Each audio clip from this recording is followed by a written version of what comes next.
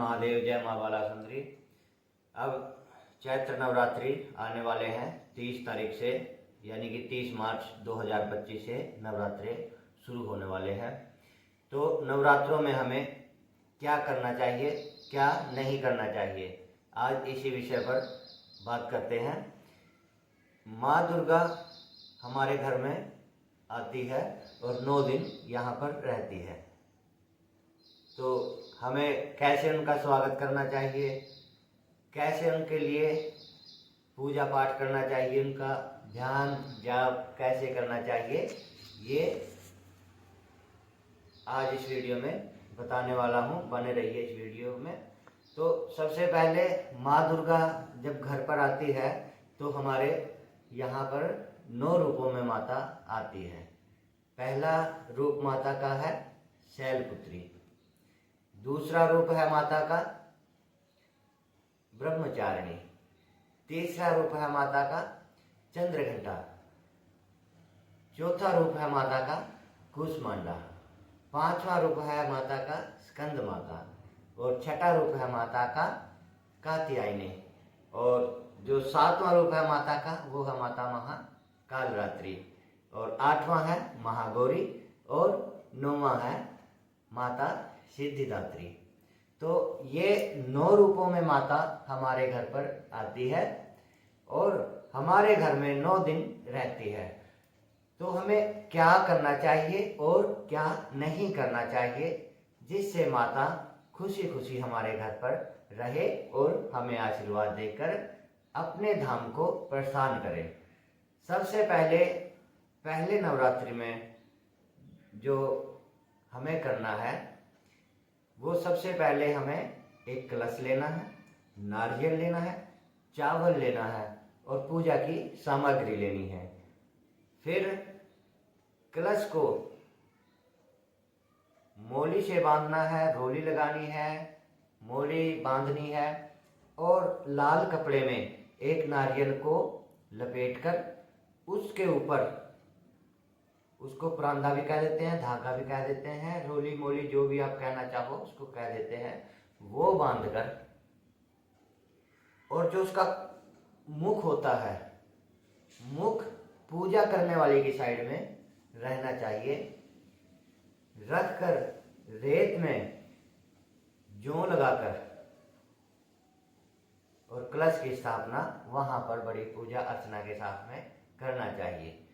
कलश में सभी देवताओं का वास होता है। सभी देवता वरुण देवता के साथ में यहाँ पर माता के साथ में आते हैं, विराजमान होते हैं, सब देखते हैं। तो हमें इन 9 दिनों में क्या तो करना चाहिए और क्या नहीं करना चाहिए। सबसे पहले हमें माहौल घर का भक्तिमय बनाना चाहिए। पति पत्नी को चाहिए कि साथ में नवरात्रि करे। यदि नवरात्रि ना कर सके तो कम से कम एक जोड़ा व्रत का जरूर करे। यदि पति ना भी कर सके कोई बात नहीं, तो पत्नी को नवरात्रों की पूजा करनी चाहिए। पत्नी का किया हुआ पति को भी मिलता है और पति का किया हुआ पत्नी को भी मिलता है, क्योंकि दोनों अर्धांगिनी होती हैं। अपने घर का माहौल भक्तिमय बनाएं। लहसुन, प्याज, मदिरा और नॉन वेज इत्यादि से दूर रहें, निषेध है बिल्कुल नवरात्रों में। और क्या करना चाहिए, प्रेम से घर में रहना चाहिए। कलह क्लेश 9 दिन तो बिल्कुल भी ना करें। आपकी किसी से बनती है तो भी, नहीं बनती है तो भी किसी की चुगली ना करें। खासकर लेडीज या जेंट्स आपस में अपने घर में दूसरों की बातचीत करनी शुरू कर देते हैं। तो इन 9 दिनों में कम से कम वो ना करें, क्योंकि जो उसकी नेगेटिविटी रहती है वो आपके पास खींची आती है, उससे बचाव करना है।